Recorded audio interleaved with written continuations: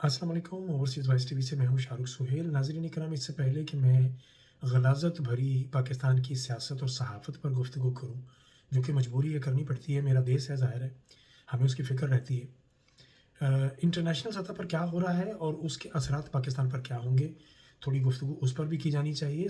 मैं चूँकि यूरोप में रहता हूँ और यूरोप में इस वक़्त जब मैं आपसे बात कर रहा हूँ तो बहुत परेशानी पाई जा रही है।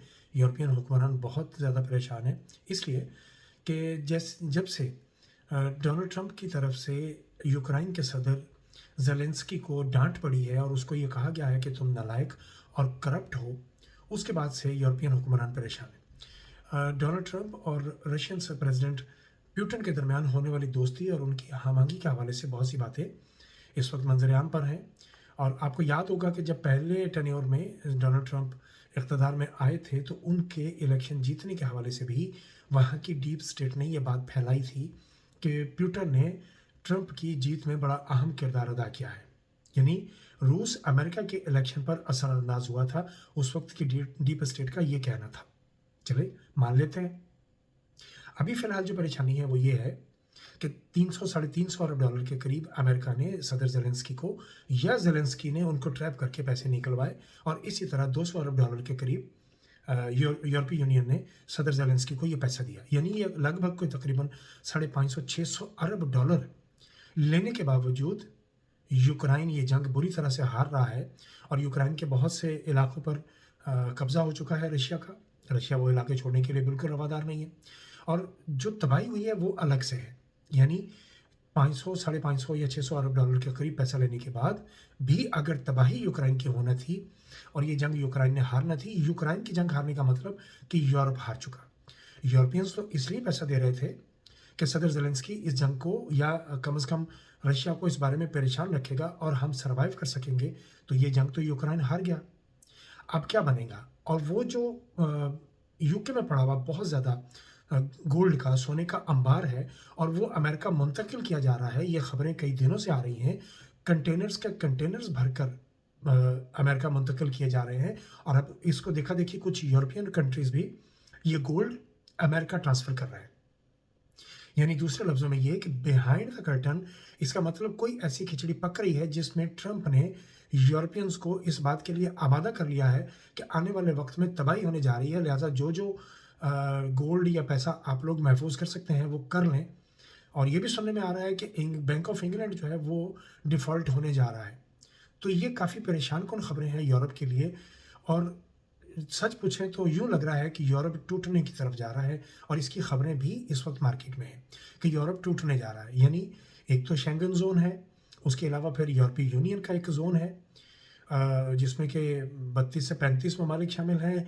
यूरोपीय जो शेंगन है उसमें पहले 28 थे, अब उसमें बुल्गारिया और रोमानिया भी आ चुके हैं।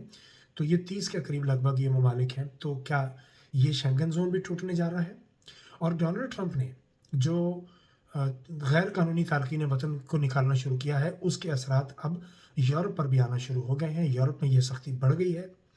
आपने देखा कि पुर्तगाल में भी गैर कानूनी तारकीन वतन को बड़ी तेज़ी से गिरफ्तार किया जा रहा है और उनको डिपोर्ट किया जा रहा है।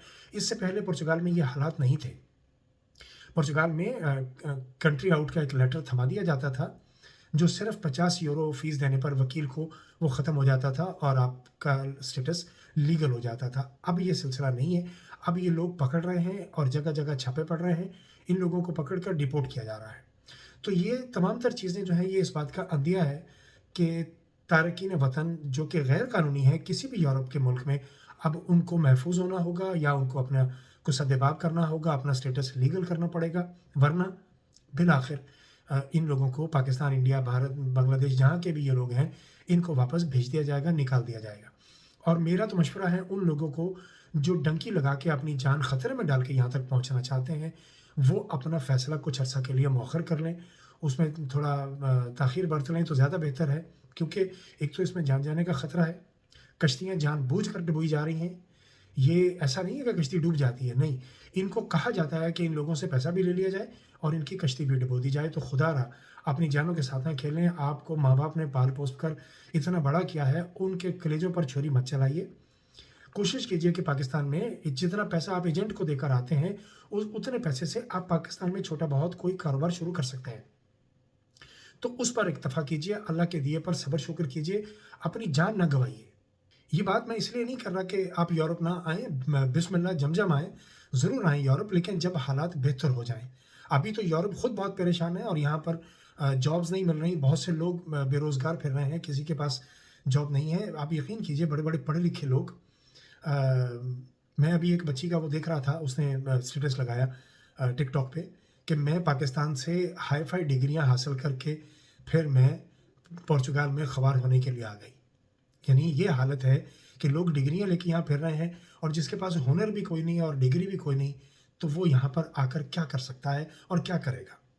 और जो गैर कानूनी तारकीन वतन इस वक्त यूरोप में हैं, मैं उनके लिए पैगाम दे रहा हूँ कि आप अपने आप को महफूज कर लीजिए। सिविल यूनिफॉर्म में यानी यहाँ की खुफिया एजेंसियाँ वो आपको फॉलो करती हैं और फिर वो पुलिस को इतला करती हैं, पुलिस आपको उठा लेती है और डिपोर्ट कर देती है, लिहाजा आपको इस हवाले से केयर करना हो। अब आते हैं पाकिस्तान की वही गलीज़ सियासत की तरफ। तो सबसे पहले अता तारड़ ने ओवरसीज़ पाकिस्तानियों को धमकियाँ लगाने की फिर कोशिश की है। ख्वाजा आसिफ, अहसन इकबाल और नवाज़ शरीफ समेत और कुछ भाड़े के टट्टू भौंकवैये, वो सहाफ़ी जो ओवरसीज़ पाकिस्तानियों के हवाले से बड़ी मुग़ल्लज़ात बकते हैं, उनके बाद अब अता तारड़ की बारी आ गई है और ये ओवरसीज़ पाकिस्तानियों को धमकियाँ दे रहा है और इसने गिनती की है। जिस तरह वो रेमंड डेविस के वकील की बेटी उज़्मा बुखारी हर प्रोटेस्ट के बाद बंदे गिनती है ना कि 36 थे, 9 थे, 11 थे, 13 थे, इसी तरह अब अता तारड़ ने भी ये ड्यूटी ले ली है। इन बेचारों की ड्यूटियाँ हैं भी बस यही, इससे ज़्यादा इनकी औकात भी नहीं है। कह रहा है कि 51 लोग प्रोटेस्ट में मौजूद थे जो इंग्लैंड में हुआ। मेरा ख़्याल है कि फिर इस अता तारड़ ने वो वीडियो नहीं देखी जिसमें ये पूरा जुलूस जो है वो पाकिस्तान हाई कमीशन की तरफ बढ़ रहा है। बात 51 की नहीं है। यूरोप में 5 बंदों का प्रोटेस्ट भी बहुत अहमियत रखता है। अता तारड़ को इस बात की सेंस नहीं है। कप्तान का फिर वही जुमला कि एक तो ये पढ़े लिखे नहीं है और दूसरा ये कोशिश भी नहीं करते। अता तारड़ को ये नहीं पता कि किसी हाई कमीशन के बाहर कोई एक बंदा सिर्फ अगर कतबा लेके खड़ा हो जाए तो यूरोप में उसकी कितनी अहमियत है। ये पाकिस्तान थोड़ी है जहाँ तुम माओ बहनों को उठवा लोगे, लोगों को तंग करोगे। ये अभी देख ली ना खबर आपने कि नारोवाल में कॉलेज की एक बच्ची को मर्दाना पुलिस जो है वो आके उठा के ले गई, उनके साथ कोई फीमेल कांस्टेबल नहीं थी। ये अभी मरियम कह रही है कि मैं तो किसी को ऐसे अहकामात नहीं देती।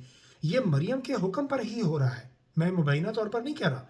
मैं ये कन्फर्म खबर आपको दे रहा हूँ कि ये मरियम के ऑर्डर हैं। ये तौहीन मरियम के तहत, जिनको मरियम की तौहीन बहुत चढ़ी हुई है ना, बहुत जल्द इनका ये नशा उतरने वाला है। ये तौहीन मरियम के तहत आप जो बंदे उठा रहे हो या ख़वातीन को या बच्चियों को उठा रहे हो, ये नशा बहुत जल्द उतरेगा और आपको पता है कि आपके साथ आने वाले वक्त में ये सब कुछ सूद समेत वापस होगा। और ये हारा हुआ शिकस्त ज़दा शख्स सिर्फ 17 सीटों के साथ जिसको हुकूमत दे दी गई, ये नाहल नकमा आदमी जिसका नाम नवाज शरीफ है, वो कह रहा है कि हम मुल्क चूँकि तरक्की की तरफ बढ़ रहा है, इसलिए हम किसी को एहतजाज और ये लॉन्ग मार्चों, धरनों, एहतजाज की इजाज़त नहीं दे सकते। भाई तुमसे इजाज़त ले कौन रहा है, तुम्हें पूछ कौन रहा है? भाई तुम्हारी हैसियत क्या है? तुम हारे हुए आदमी हो, तुम्हें तो बेगम यास्मीन राशिद ने इतनी लंबी लेंथ से हराया है कि तुम ज़िंदगी भर कभी उसका तसव्वुर नहीं कर सकते। और यही वजह है कि तुम शर्म से हर वक्त अपना मुंह मास्क के साथ ढांपे रखते हो। चलो इतनी शर्म तो है कि तुम मुंह ढांप लेते हो। तुम्हें पूछ कौन रहा है एहतजाज के लिए? तुम हो कौन? तुम्हारी हैसियत क्या है? तुम एक मामूली एमएनए, वो भी फॉर्म 47 के तहत। इसके बाद तो तुम्हें कमरे में बंद कर दिया गया। धूप लगवाने के लिए तुम्हें बाहर निकाला जाता है और तुम बाहर निकल के बड़के मार रहे हो कि तुम्हारी वजह से ही शायद मुल्क चल रहा है, तुम्हारी वजह से इंतशार चल रहा है, तुम्हारी वजह से शर चल रहा है, तुम्हारी वजह से पाकिस्तान में तरक्की ज़मीन बोस हो गई, तुम्हारी वजह से मईशत ज़मीन बोस हो गई। तुम वो फितना हो और तुम्हारी बेटी तुमसे बढ़ के बड़ा फितना है। वो वीडियो देख ली ना आप लोगों ने? गुल अब्बास मिर्ज़ा नामी एक एएसआई एक घर में घुसा हुआ है और वहाँ की औरतों के साथ खींचातानी हो रही है, वहाँ के लोगों को गिरफ्तार करने की कोशिश कर रहा है और अभी मरियम कहती है कि मैं तो हुक्म नहीं देती ऐसा। क्या मासूमियत है! यानी इस मासूम चेहरे के पीछे खुदा की कसम इतनी बड़ी डाइन है कि जिसकी इंतहा नहीं है। तौहीन मरियम, वाह! अस्तगफिरुल्लाह, अस्तगफिरुल्लाह। यानी जिनका कोई किरदार नहीं है, जिनकी कोई हस्ती नहीं है, शख्सियत नहीं है, चोर, डाकू, लुटेरे और गद्दार वतन और आसान रास्ता अपनाकर अपनी इज्जत नफ्स को मजरू करके इक़्तिदार लेने वाली इज्जतदार बनने की कोशिश करती है। तौहीन मरियम। ज़ईम लगारी को इसलिए गिरफ्तार किया गया था कि उसने इनकी करप्शन का पोल खोला था। वो ग्रीन लाइन बढ़ गई। वो लाहौर में एक बारिश हुई है और सारी की सारी ग्रीन लाइन ख़त्म हो गई। वीडियो देख लीजिए। आप जाइए टिकटॉक पे जाके या उस पे देख लीजिए, एक्स पे जाके देख लीजिए, सारी ग्रीन लाइन एक बारिश में बह गई।